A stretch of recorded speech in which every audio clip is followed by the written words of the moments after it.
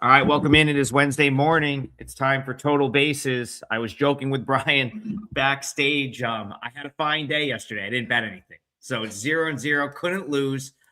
If you don't make a play, I actually had one that I was loading up in AAA, and it got rained out along with about it was quite a bit of rain. 2 major league games yesterday got rained out, like 3 or 4 AAA games. So it ended up being no action for me. But I did avoid a couple losers. So that might be, listen, we're just looking for anything positive at this point. If you do this long enough, and Brian's nodding his head because we just had this conversation off there, if you do this long enough and you can dodge a loss or two like that's going to be how you win long term. It's about minimizing the downside, the down runs, and maximizing when you're hot. Hopefully, we've got a hot run around the corner. Bryan Leonard, I know we've both been battling it right now, so what do you say we turn things around today? That would be nice. And it's not just us. There's a lot of guys on Twitter that I follow that I respect, and they're all complaining right now. They go, what the hell's going on? I was having a really good baseball season, and in the last week, there's been struggles. So if anybody in the comments is doing well, when you get into the YouTube, if you can get into the YouTube comments and let us know after the show's over, let us know what's working for you, because neither one of us are doing well right now, and maybe something will pop in our heads, and you never know. We're here to share, we're here to win, and we appreciate it.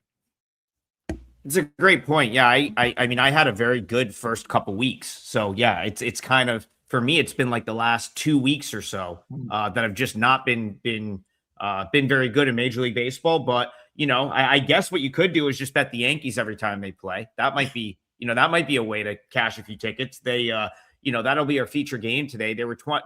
We talked about him yesterday. Again, it's just they just find ways to win, Brian. Like it didn't even. It looked like the Rangers could have been in that game. It was, just want to go back and refresh my memory here. So that was another one that I kind of, talked about on the show, thinking it was a good spot for the Rangers. And I talked myself off, and I'm glad I did. Yankees end up winning the game 7-4. The Yankees have had an incredible knack for seventh inning on, having really, really good at-bats and getting it done. I referenced the last 2.5 weeks for myself. And 2 of those losses, I had a team that was plus 1.5 against the Yankees where I was in the lead or tied. Yeah. And they are just relentless at the end of the game. Great at-bats. Teams are bringing in relievers, which should be a good matchup for the pitcher. Obviously, you're going to bring in a lefty to get a lefty. And something I've noticed about the Yankees more than any other team, just absolutely relentless 1 through 9 with the at-bats they have. It's probably a big reason they're 25-11. They win again last night. How are you seeing Yankees Rangers here? Yeah, if you take a look at what's been going on with the Yankees, this lineup's been incredible as of late. Out of the 9 guys who normally play, they're all ranking in the last 7 days anywhere from number 1, which is Cody Bellinger, all the way up to 102, which is Jose Caballero, who now has a full-time job as they sent the younger guy, Volpe, back to the minors. But everybody in the lineup is hitting well, except for the catcher, Austin Wells. And he's not there for offense anyway. So this team right now, you got to have a good reason to want to fade the Yankees. There is one thing that is somewhat concerning tonight for the Yankees is the bullpen usage. Yesterday, they really had to use that bullpen. Bednar, 26 pitches for the save. Cruz, 26 for the hold. Hill has gone back-to-back. Hedrick went 14. He's gone 2 of the last 3. So a lot of their good guys in the bullpen will have a hard time tonight. And so they need to get some innings out of the starter. And right now, that's the one thing with Will Warren is he's been very good. They've got 3 of the top 25 starting pitchers going over the last 14 days. But I much prefer Will Warren when he's at home than when he's on the road. You wouldn't think he's old enough now. He's 27 years old, so he's old enough now, so his differential shouldn't be that bad. But they are, and until they change, that's something to take a look at. But since they're playing at home today, I expect a good effort out of them. The Texas team, I was with you. I kind of thought with the situation with the starting pitcher going back to DeGrom, going back to New York, but he really wasn't very good. And the only good thing is because Texas has didn't hit yesterday or didn't do well yesterday, their entire bench is looking pretty good. The pitching, Tyler Alexander threw 27 pitches. But other than him, you got Latch, you got Junius, you got Wynn. None of them have pitched in the last 4 days. So they can get away with possibly having Eovaldi not being at his best here and have a healthy bullpen in there. But right now, it's really tough to go against these Yankees hitters. They're hot as hell. They're playing at home. They're playing with a lot of confidence. I don't like to lay a $2 favorite, but if you can find some other way to play the Yankees here, maybe some other hitters, props, something to that effect, that's probably not a bad thing to do because they're not going to cover off the ball right now. Yeah, you talked about Will Warren at home. He's made 5 of his 7 starts of coming Yankee Stadium this year, and he's got 5 or more strikeouts in all 5 of those. The last 2, he's been exceptional. 11 strikeouts against the Orioles. 11 strikeouts against the Royals, 9 strikeouts against the Orioles. He's actually had 6 or more strikeouts in 5 of his 7 starts, getting a lot of swing and miss. This is a guy that he was at AAA for a while. He was not really rushed through. You always see these guys. If you want to watch a lot of AAA ball, you'll see certain guys, and it's usually dictated on the need of the big club, right? Like I'm sure in a perfect world, Brian, they'd love to give everyone a year at AAA, right? To like face guys that because of course AAA baseball is a mixture of prospects that are like on the cusp of being in the league and then like journeymen 40-man roster guys. They've been to the big leagues.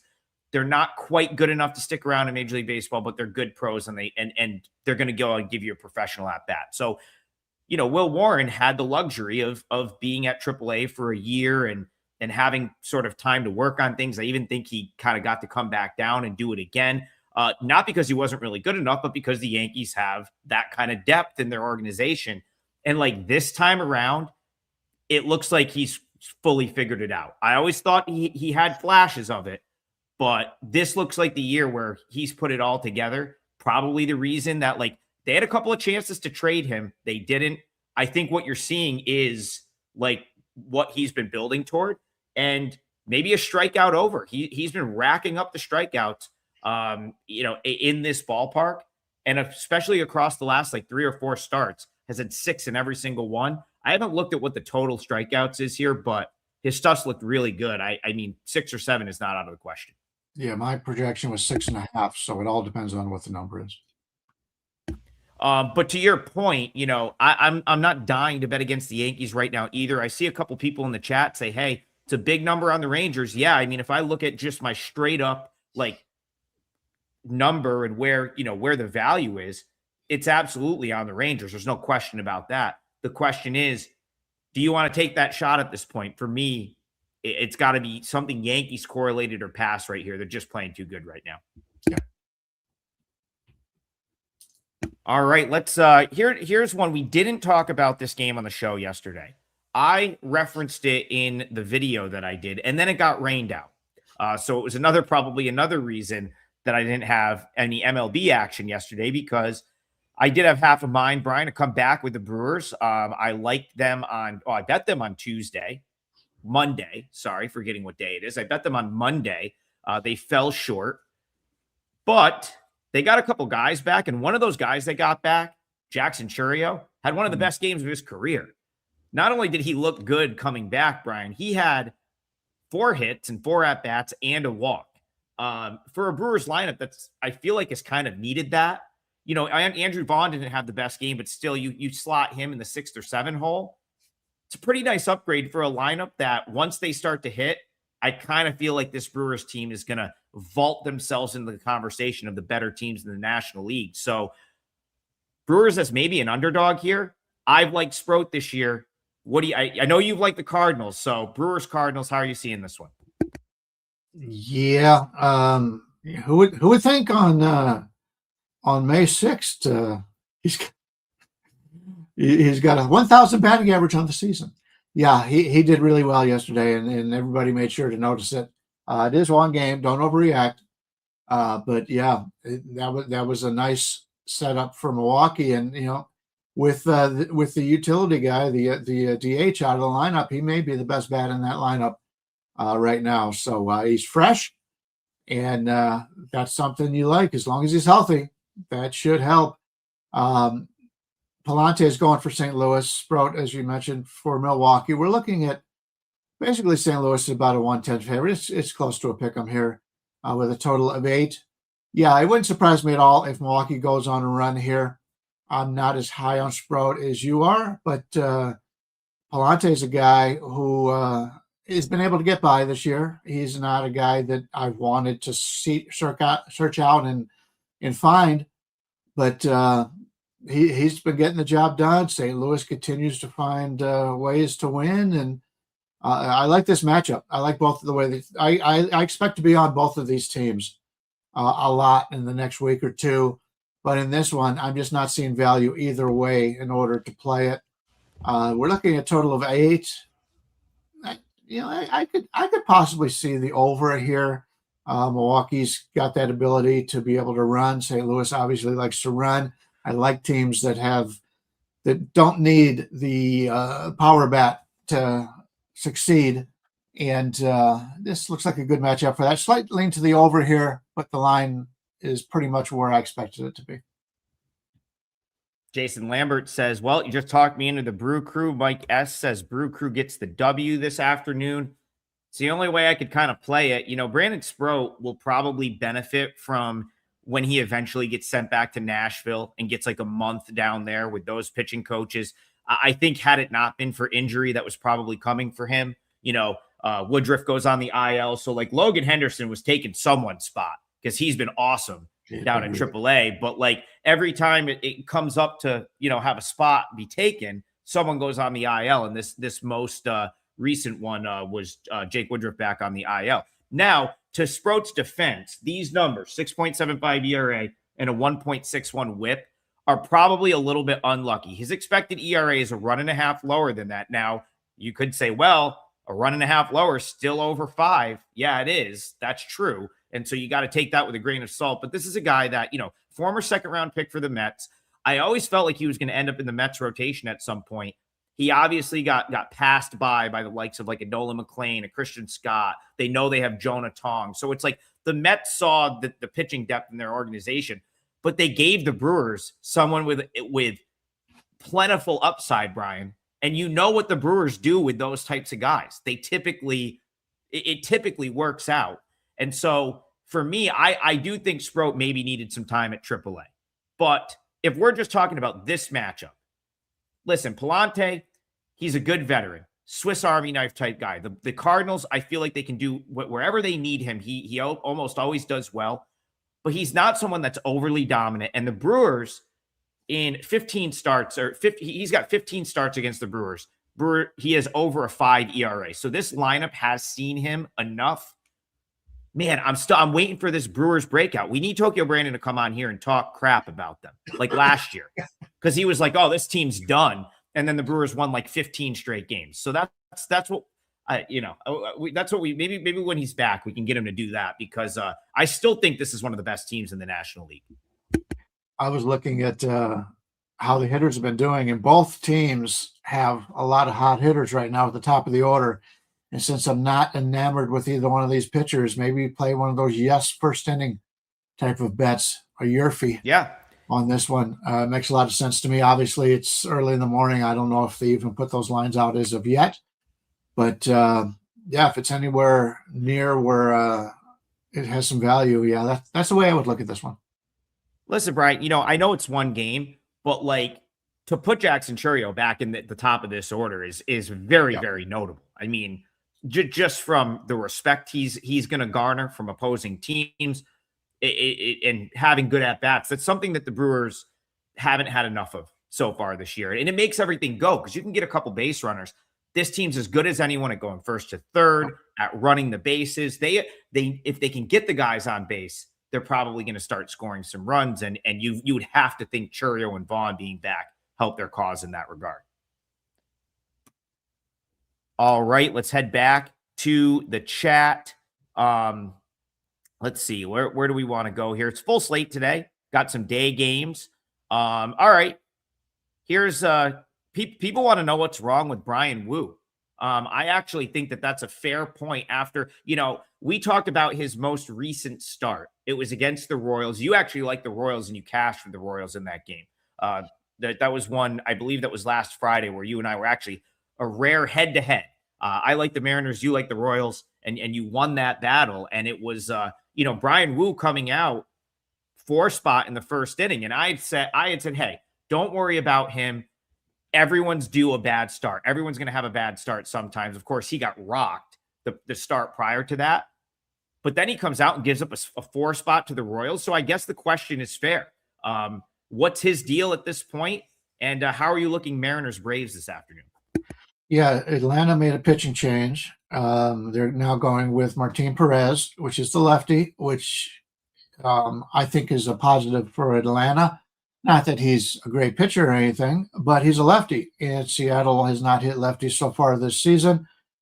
All of the Seattle starters have had their struggles compared to what they normally do. It's going to happen. You run through that through the entire season, and it's usually 1 or 2 guys at a time. Well, for the most part, none of them have been great lately. So they've got some guys that have been good. Obviously, Hancock has been terrific, but other than that, the guys that they've come to expect have been a little bit higher. I believe I saw somewhere where their collective ERA at home is one full run higher than normally is. Small sample sizes, but I still like Bryan Wu. He hasn't looked as impressive this year as he has in the past. We've talked about the Braves bats. We're getting Wu right here at about a 130 favorite and a total of 8. I think there's a little bit of value here on Atlanta. As much as I like Bryan Wu, Seattle's hitting versus lefties has me concerned, and there may be a little bit of value here on playing it in the full game. You're getting Atlanta in the 115 to 120 range. Let's take a look at here. If you do it in the first half, maybe that'll expand a little bit. No, it doesn't seem to.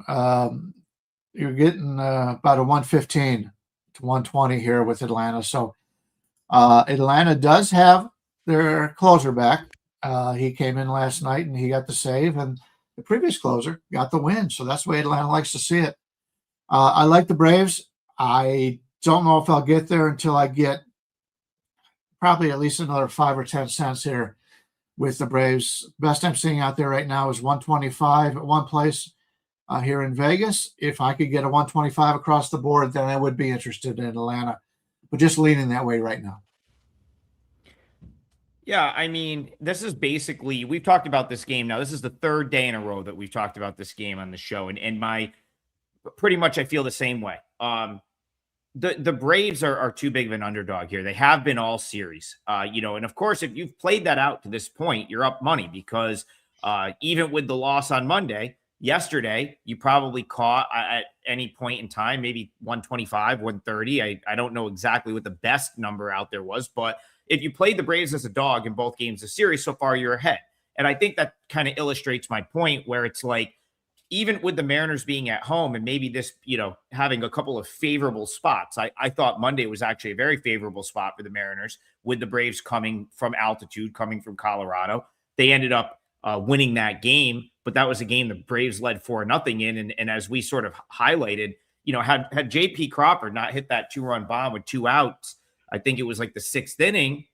I don't know that the Mariners win that game. And then the Braves win a close one yesterday. So I still feel the same way here. It's 2 really good teams. I see some of the merit in backing the Mariners, but I'm never going to be able to get there with the price like this. The whole time I felt like this series should have been closer to like -110, -105 each way, right. -110 each way. Even after 2 games and after another Braves win yesterday, you're still catching plus money with, listen, there is no question the Braves have been the better team to this point in the season. I am one of the people on the other side that's like, well, the Mariners are still going to be pretty good, but let's not get anything confused. The Braves are the clear better team to this point in the year. Probably shouldn't be as big of an underdog as they are here. All right, let's someone says, like Trigger says, we're not here to make friends. I want to be friends with you guys. That's not, I may have said that though at some point in time. But yeah, we are here to beat the books. That's what we're trying to do every day. Brian and I, we show up 6 days a week, win or lose. We're trying to grind out winners. If you want to join us in our journey to do that, we've got great specials on the website. The double play, you can get all of my picks and Brian's picks for a 3-day stretch. And we also have good long-term packages. The month right now, I believe, is probably the best value out there because it's a big discount and we're throwing in 10 extra days.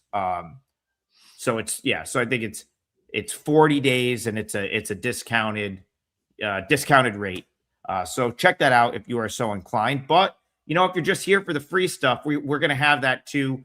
Brian and I will have a couple picks out by the end of this show for the parlay. But first, let's head back to the chat. Let's see.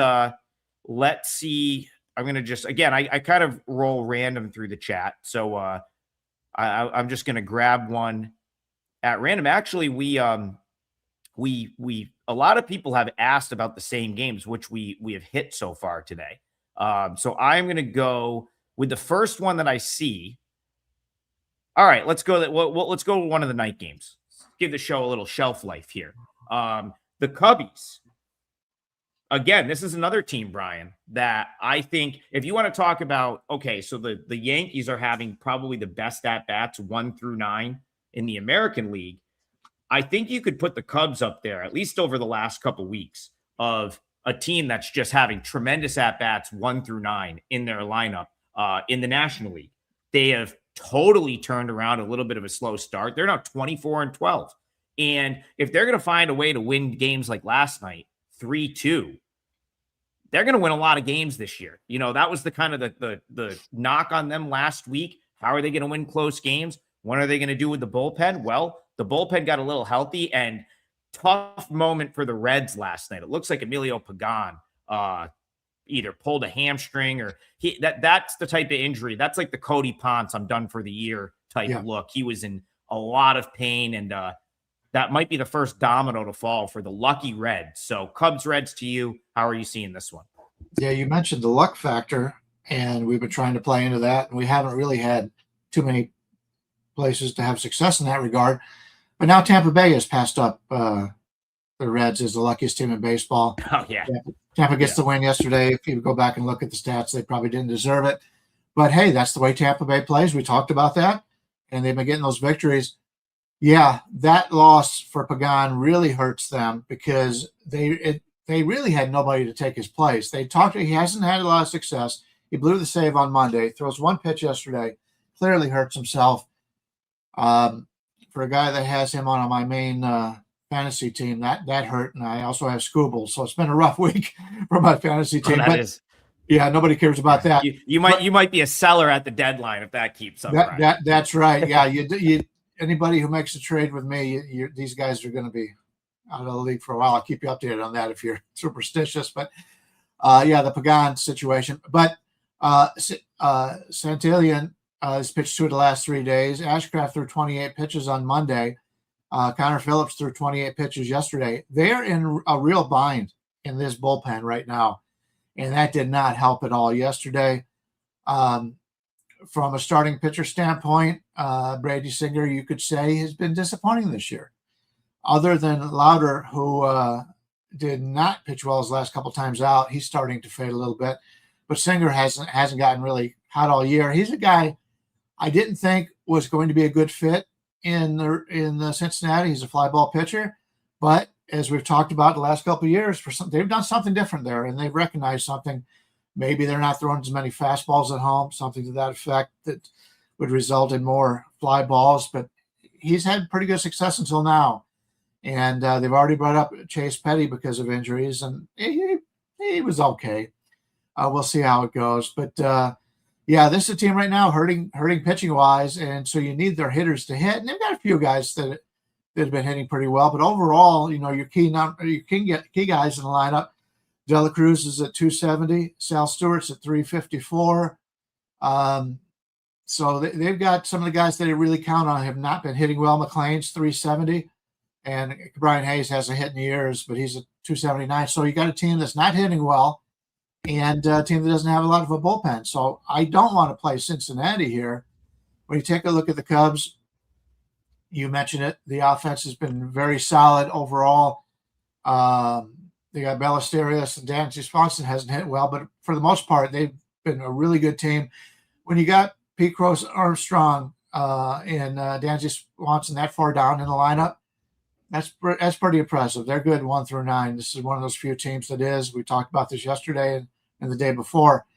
From a bullpen standpoint, they brought back Palencia. He threw 15 pitches yesterday. Don't know if they'll use him back-to-back, but he did come off on Sunday, so maybe he has that ability. So I think the bullpen works out a little bit better for the Cubs here. The starting pitcher works out a little bit better for them, and the hitters work out better for them. Now, am I willing to lay the 165 to 180 with Rhea on the mound? I'm not sure, but I want to be on Chicago some way in this game. I believe the winds are blowing in today. In fact, I know they are because the total is at 8. So need to find a way to fade the Cincinnati lineup here. Maybe Cincinnati team total under, something to that effect. But something I'll keep my eye on the rest of the day to see if I can come up with a play in this series. I was going to ask you about that as our resident weatherman here on Total Bases. I saw the 8. I said, all right, yeah, that is probably typical. I mean, let's put it this way. If the wind is blowing out at Wrigley, the total's double digits. So like when you see an 8, you kind of know it's blowing in, but I was trying to play weatherman myself. And I'm like, I don't think the wind is terrible there today, at least based on what I could see. So I have this at, I guess the point I'm trying to make is I've got this at 8.4. And, even with a little bit of wind blowing in here, I think you start to add everything up. Okay, the Reds are going to have to figure out what they're going to do at the back end of the game. You talked about Palencia having pitched the last couple games. Singer has been awful. Right now where Brady Singer is at on the year, I don't know that going to Wrigley and facing the Cubs is exactly what I want to be doing if I'm Brady Singer. Like that could be like not the best case scenario for him. And, I like Colin Rhea. I think I've been pretty pro Colin Rhea ever since he came back to the States. He still gives hits up. I mean, 6 or more hits in his last 3 starts. It's not like the Reds can't do anything against him. I guess what I'm trying to say is, and the reason I'm going to lean into this is the area that I've kind of been hot on this show. I keep coming on here and giving out total winners. I should be playing them for my clients. I've never considered myself much of a totals better, but yesterday we had the Phillies over. We've had like every Rays under for the past week. This one felt about a half run light to me. I could kind of see this one going over. Yeah, winds are blowing left to right. It is decently sunny there. They're expecting 18% less runs, which would be like 1.5 from a normal game. But that's what you get when you're at Wrigley Field. It's called the Windy City for a reason. So it's either blowing out or it's blowing in. And I would much rather see Singer pitching when it's blowing in. It would not surprise me. I don't keep track of the minor league starters for Cincinnati as they're doing this year, but it would not surprise me if they either put him in the bullpen or they bring somebody else to start. He needs to have a good start here. Is that putting pressure on him? Who knows? But he may look a little bit better because it looks like a lower run scoring environment here in Wrigley than we've seen in some recent games. All right. Even with the little swoon over the last week, we had built up a nice cushion with the parlay. So we're still slightly above. We're right around even after the couple of losses we've had over the last week. Still slightly ahead, 0.3 units. So my question to you, we still got about 15 minutes left on the show, but do you have an idea of where you want to go with your leg today? Do you want to throw out a game that we haven't talked about yet? I will throw one out now. Since it's been a little bit of a struggle for me. I don't like to give out many favorites, so I'm going to lose. I'd rather lose 1 unit as opposed to 1.5 or whatever. So I'm going to stick with an underdog here. And I'm going to go with the Athletics with Jeffrey Springs on the road against Philadelphia with Wheeler. First of all, Springs is a lefty, and he's been pitching pretty well. He's been on a pretty good run for a while. He's a lefty. Philadelphia doesn't hit lefties very well. That's a big differential for Philly. They struggle against lefties. But it's also a way for me to fade Zach Wheeler, coming back from serious surgery. He pitched better than what I thought in the first time out, but his velocity was down a little bit. It wasn't down terribly, but it was a run or two, a mile per hour or two. I think the Athletics will be able to get to him here. He's got to invent himself as a different pitcher. And it's, even though he's a veteran, like if this was a young guy that came back, I'd be all over Springs in this regard. But I've got to give Wheeler some credit for being a veteran. He knows how to pitch when he's not 100%. But Philadelphia yesterday finally had the breakout game. I was out to dinner with Marco D'Angelo last night, and he was talking about Philadelphia. And I said, this is the first game they've actually looked like a better team. They've obviously, we've talked about this for a while, that they've made the coaching change right before they played some lesser teams. From a standpoint in this game, let's take a look at the two teams, what's available tonight. The Athletics, since they were not in that game from the start, they've got all their better players. Jack Perkins is their current closer for this week. He hasn't pitched in the last 5 days. Hogan Harris hasn't pitched in 3 days. Kunal hasn't pitched in 2. So they're set up in the bullpen pretty well. And Springs has been a guy on the season. He's ranked at 57th over at Roster Resorts for the pitching. He hasn't done as well. The 124 is the last 2 weeks. So he has taken a little step back, but not a terrible step back. And he's a guy that seems to always have a little bit of value on him. He's not going to go long. He'll probably give you 5 innings. But with the bullpen set up here, I like the Athletics. And for Philadelphia, their hitters have been hitting pretty well. Trey Turner still struggling a little bit out of the top of the lineup, but their hitters are playing well. It's nice to see Bryson Stott come around. That was a guy that I really liked coming into the season. Now he's gotten regular at-bats at second base, and it's starting to pay off.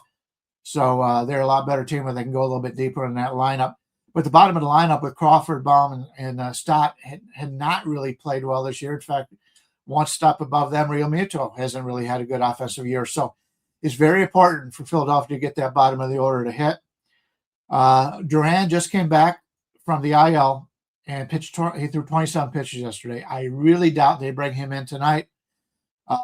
Keller Alvarado pitched on Monday. They should be available. But I like the situation here for the starter for the Oakland A's or Sacramento A's or Vegas A's, whichever you prefer, or the Athletics. And the price is right. So I'm going to take them here. We're looking at anywhere from plus 140 to 156. There's a lot of 150s out there. Let's go plus 150 at the Athletics with the lefty on the mound, plus 150 against Philadelphia. Philadelphia may be feeling really good about themselves right now, and I don't think they're that good yet. Brian, I think it's a company. I think it's like a marketing sort of do you know the company? It's like Las Vegas, and they do all the tourism stuff. Did you notice that the A's, that's their sponsor? So like they can have Vegas on their uniform. Yeah. It's like on the patch. It's just like, it's that logo. It's just like another way for the A's to like slight Sacramento. Although I do think they did roll out a Sacramento jersey that's an alternate that they're going to wear at some point this year.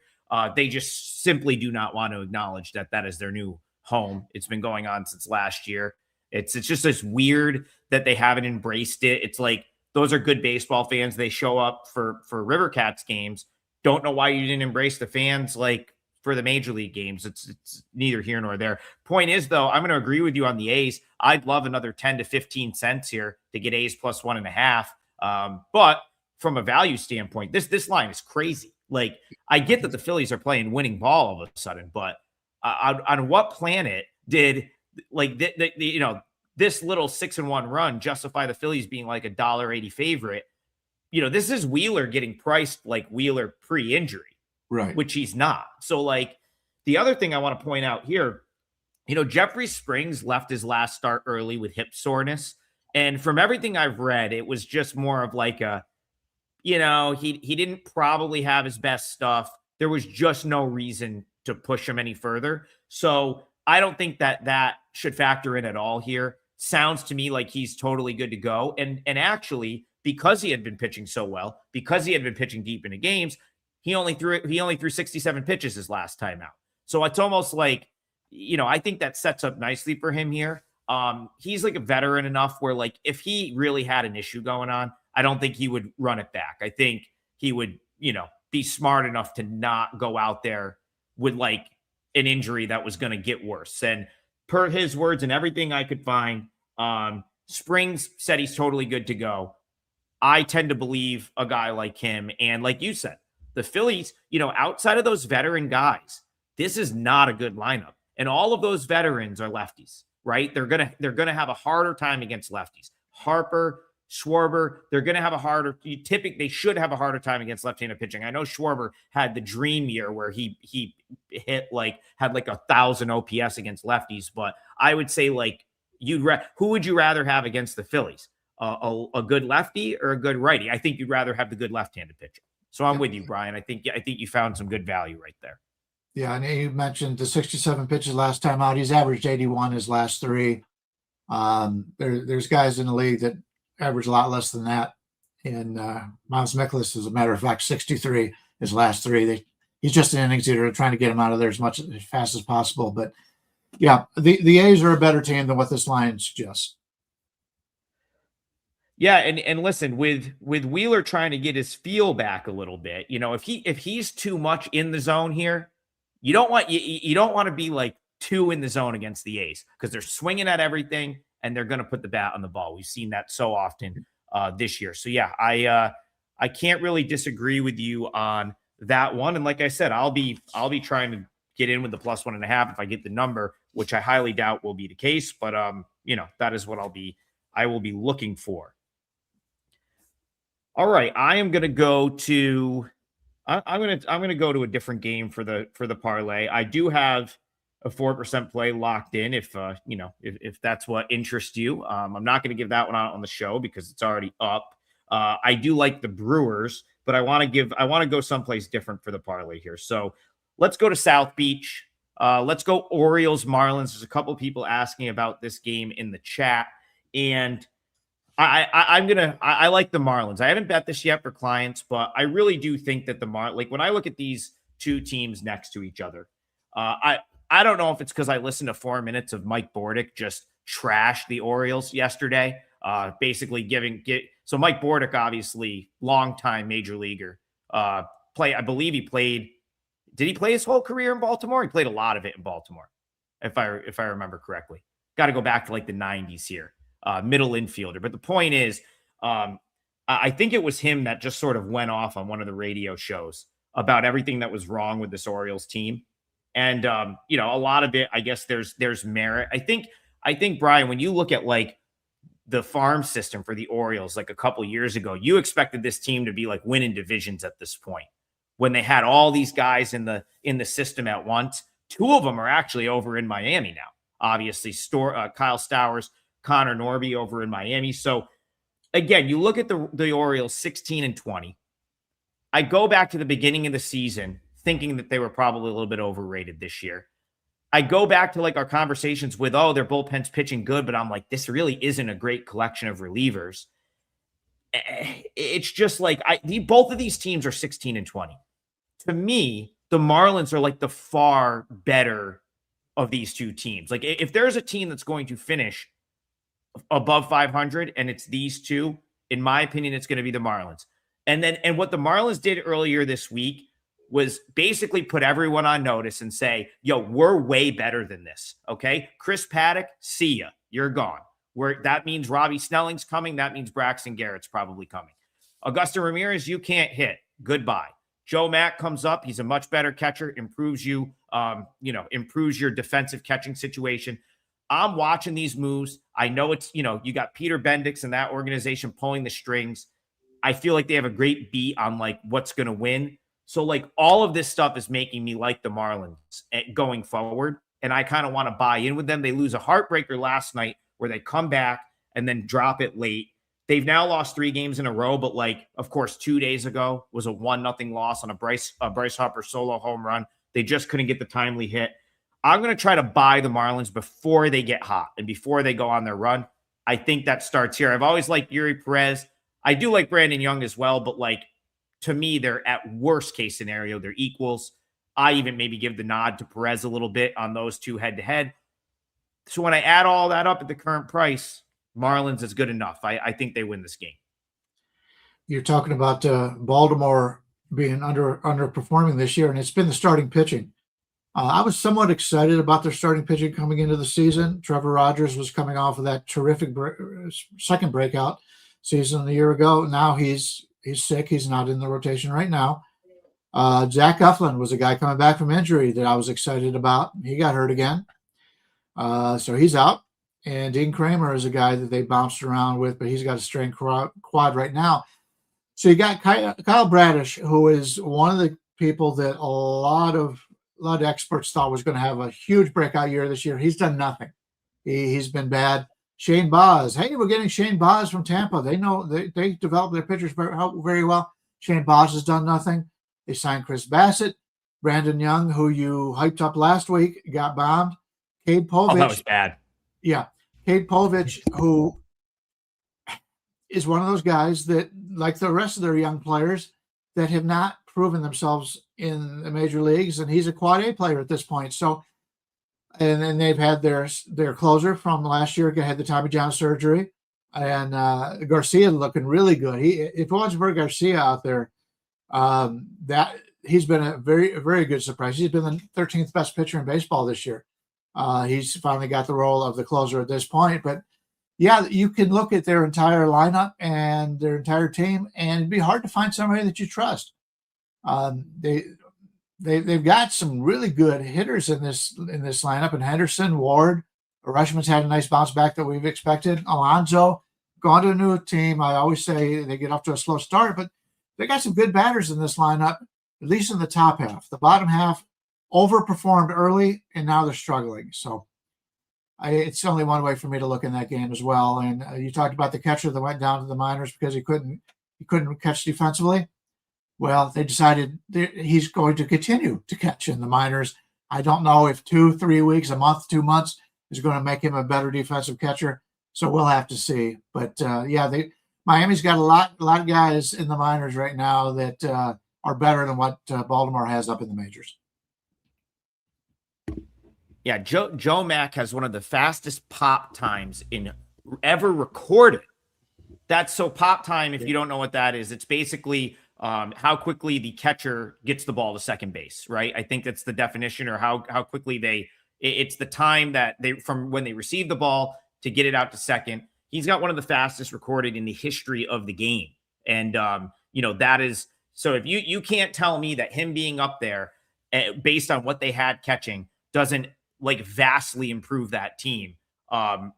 They were giving runs away defensively because they couldn't control the run game, couldn't throw base runners out. And now you've improved there. David, I want to address this because I don't care if the Marlins make the playoffs, nor do I think they are, nor does it even matter to me. What I'm looking at right here, I'm looking at the Marlins, I'm looking at the Orioles, I'm looking at two teams that the books sort of are telling you are similar, and I'm telling you they're not similar. That's really what it comes down to.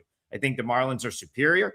I think Yuri Perez is an actual big league starter. I think Brandon Young is a 4A starter, like Brian said. He runs hot at Norfolk. He can come on a given day and give you an okay start. But what does he do here at best? 5 innings? Maybe he survives for 5, and then you're still getting 4 innings of the Orioles bullpen that I find to be pretty overrated at this point. So, yeah, I'll jump in here with the Marlins. And what are you seeing for a number on that game for me, Brian? Looking at anywhere from 124 to 135. We'll call it minus 130. Yeah. I think you could probably find a 125 out there. Call it minus 130. I was kind of hoping the Orioles would take some money throughout the day. Like if I could get that one down like 120 or better, that may end up on the client card. But yeah, again, they've lost 3 straight. My gut says they're gonna play their way to 500 or better. Whereas I think the Orioles I think this is what the Orioles are. I think the Orioles are somewhere between a 70 and an 80 win team this year. I don't think they're going to factor into anything. And for whatever reason, the books, I feel like treat the Orioles as they're like better than they are. I felt like this all season. And I think you're seeing that again with them on the road here. So yeah, I like the Marlins here. Yeah, a lot of the teams that have these great minor leaguers, keep in mind, minor leaguers don't work out very often. So you see a bunch of them together. Cleveland's had that in the past. There's a lot of teams that have all these minor leaguers. They're so excited to get them up there. Check out their rate. Like a team like Milwaukee, when they promote a minor leaguer, usually they have success. Tampa Bay, similar in that rate. But there's other teams that they bring them up, or somehow they overrate them in the minors. I guess I don't know what the deal is. It's very, very interesting. It's actually probably one of the more fascinating things as someone that watches just so much AAA baseball. It's so fascinating to me how, and every team is different. Every situation is different. I find it super interesting that the Nationals, the new ownership came in and basically said, you're putting the wrong guys in the majors, right? Like we need to do an overhaul and get the right guys in the majors, and then put the guys that some of the guys you have up here need to like stay and play a year of minor league baseball. Dylan Cruz, even Harry Ford, who a lot of people thought was like going to be a big leaguer and was just sitting behind Cal Raleigh. He gets to Washington and they're like, no, you need more time down at AAA. The Cubs, I think, have always been really good at like really being conservative with calling guys up, and then when they do call them up, they tend to have some success. So it's very, very interesting. Brian, we could do another hour on that. We don't have time to do that. We got to close the show down. Kelly Stewart does not want to hear us talk about, organizational depth for the next hour. We've got another show coming up here in 10 minutes. So we'll close the show on that note. We have a 2-teamer for today. Brian is going to go A's. Nice plus price right there. You guys are always looking for dogs. There's your dog today. The A's plus 150. I'll go with Marlins minus 130. That is our 2-teamer for today. If you want all the plays, I got a 4%er in Major League Baseball. I took a night off last night, so I feel refreshed coming back into today. I think we've got a nice win. That one goes a little bit later today. You can get that and everything Brian and I play on the double play package, which is up now on both of our pages. Check that out. And the two of us will be back here at 9 a.m. tomorrow morning for more Total Basis. Have a great day, everyone. We'll see you guys tomorrow.